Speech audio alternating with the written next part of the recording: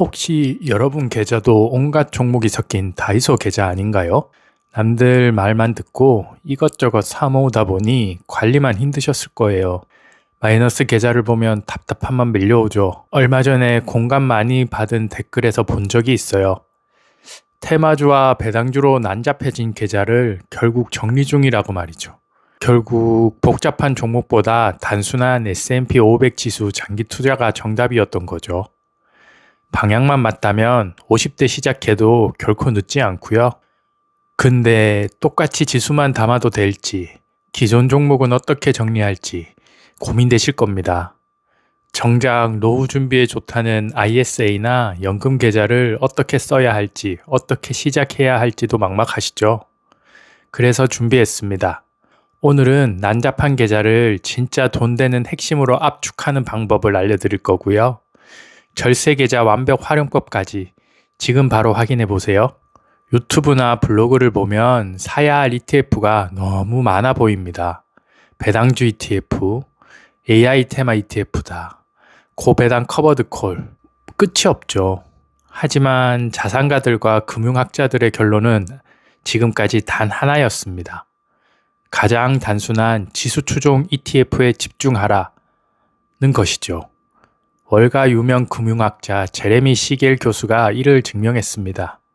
그에 져서 주식에 장기 투자하라에서 200년 넘은 금융 데이터를 분석했죠.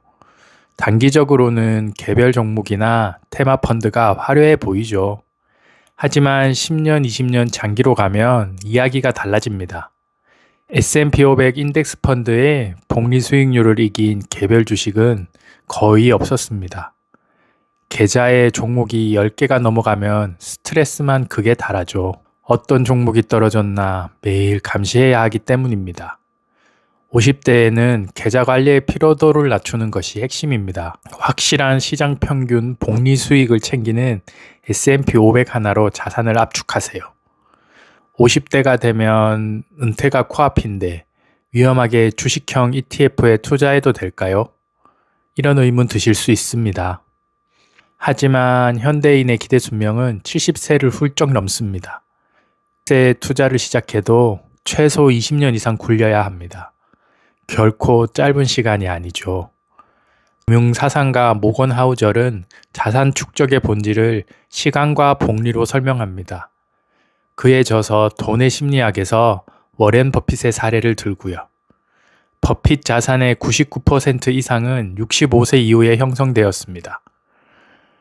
투자에서 중요한 것은 특출난 수익률이 아닙니다. 절대 망하지 않고 수십 년간 복리 효과를 누릴 지속성입니다. S&P 500 ETF는 미국 대표 500개 기업의 알아서 교체되는 구조입니다. 개별 기업처럼 파산할 위험이 없습니다. 여기에 ISA와 연금저축, IRP라는 절세 바구니를 활용하세요. 폭발적인 시너지가 발생합니다. 일반 계좌에서 수익을 내면 양도소득세나 배당소득세를 꼬박꼬박 떼어갑니다. 복리의 마법이 깎여나가는 거죠. 반면 절세계좌는 비과세와 과세 이연 혜택을 줍니다. 세금을 은퇴 후 인출 시점으로 미뤄주는 것이죠. 지불했어야 할 세금까지 계좌 안에서 굴러갑니다. 20년 동안 복리 효과를 최대치로 끌어올려 줍니다. 다이소 계좌를 정리하고 절세 혜택을 쥐는 원리는 간단합니다. 바로 계좌별 역할을 분담하는 것입니다. S&P 500 ETF 하나를 담더라도 계좌 특성에 맞게 배분해야 합니다. 1단계는 ISA 계좌입니다. 연간 2천만 원까지 납입 가능하고요. 순이익 중 최대 200만 원까지 비과세됩니다. 초과분은 9.9% 분리과세라는 엄청난 혜택을 받습니다. 3년 만기 후 환급금을 연금저축으로 옮기세요. 전환금액의 10%까지 추가 세액공제를 받습니다. 2단계는 연금저축과 IRP입니다. 연간 900만 원 한도로 세액공제를 받습니다. 투자금액의 13.2%에서 16.5%를 연말정산 때 현금으로 돌려받죠. 환급금은 소비하지 말고 S&P 500 ETF에 재투자하세요. 이것이 국가가 보장하는 확실한 15% 이상의 초기 수익률입니다. 3단계는 기존에 있던 난잡한 종목을 정리하는 것입니다. 손실 중인 테마 ETF를 끌어안고 가는 것은 기회비용을 날리는 일입니다. 매월 적립식으로 S&P 500을 매수하세요. 이때 기존 종목을 일정 비율씩 정리해 갈아타는 리밸런싱을 단행해야 합니다. 자, 이제 예를 들어 보겠습니다. 50세 동갑내기 김 부장님과 이 부장님의 사례를 비교해 볼게요. 김 부장님은 다이소 일반 계좌식 투자를 진행합니다. 매월 100만원씩 일반 주식 계좌에 투자합니다. 핫하다는 테마 ETF 8개를 섞어서 매수합니다. 매년 배당금에서 15.4% 세금이 깎이고요. 테마가 바뀔 때마다 사고 파느라 수수료와 세금을 지출합니다. 15년 뒤 계좌 관리가 안 되어 수익률은 연 5% 수준에 그쳤습니다. 세금으로만 수천만 원을 납부했죠. 이 부장님은 S&P 절세 시스템 투자를 하고 있습니다. 매월 100만 원을 연금 저축, IRP, ISA로 나누어 투자합니다. 오직 미국 S&P 500 ETF 하나만 자동 매수합니다. 연말 정산으로 매년 148만 원의 세금을 돌려받습니다. 이 환급금으로 S&P 500 ETF를 추가로 매수합니다. 과세 이연 덕분에 세금 차감 없이 계좌 안에서 재투자됩니다. 65세 은퇴 시점 이 부장님은 세금 절감분과 복리 효과가 더해졌습니다.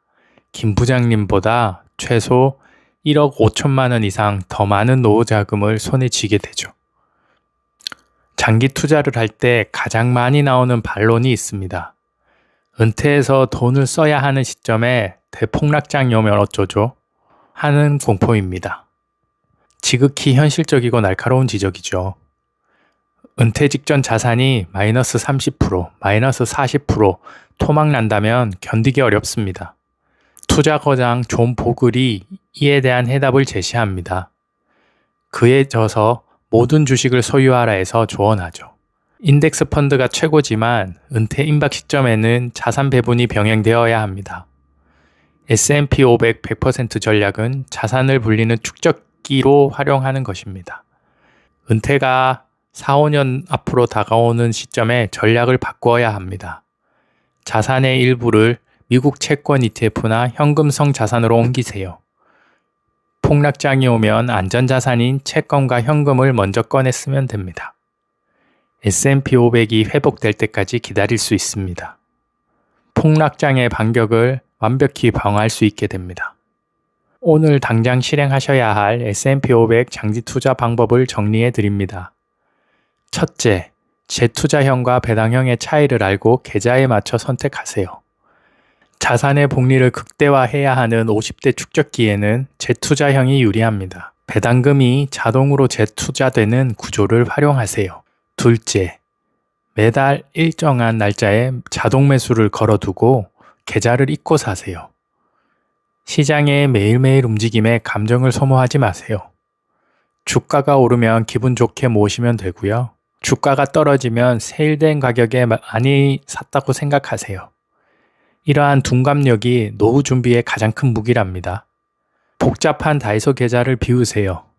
ISA와 연금 계좌라는 튼튼한 울타리를 만드세요. 그 안에 S&P 500이라는 거목을 심으시면 됩니다. 50대는 결코 늦은 나이가 아닙니다. 내 자산을 가장 지혜롭게 굴릴 수 있는 골든타임입니다. 오늘 영상이 여러분의 여유로운 노후 준비에 도움이 되셨기를 바랍니다. 도움이 되셨다면 구독과 좋아요 부탁드립니다.